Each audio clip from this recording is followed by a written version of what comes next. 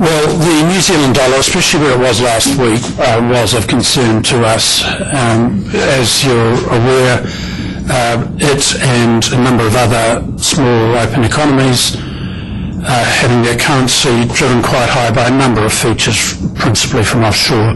We do observe in the statement that we've seen an unusual combination of monetary stimulus being delivered by really certainly G3 economy banks around the world. We're now seeing the Federal Reserve, which has extended its outlook for the time when it expects rates to be extraordinarily low.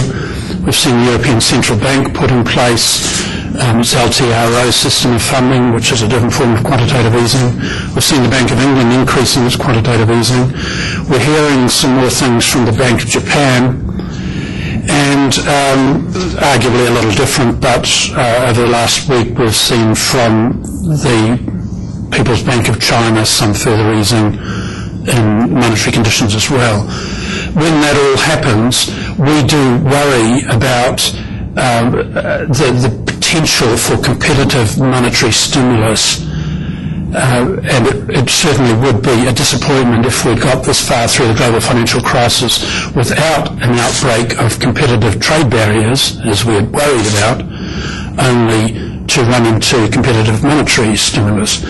I think we all know that there's a number of countries around the world who are quite concerned about this at the minute. They're ones with their own currencies. It's not just New Zealand. Put in the same boat Australia, Canada, some of the Scandinavians, some of the Latin Americans, and some of the Eastern Europeans as well. But at least from our point of view, we do see that being driven, at least in its recent manifestations, primarily from international pressures rather than from New Zealand pressures. And in that sense, it's limited what New Zealand can hope to do about it.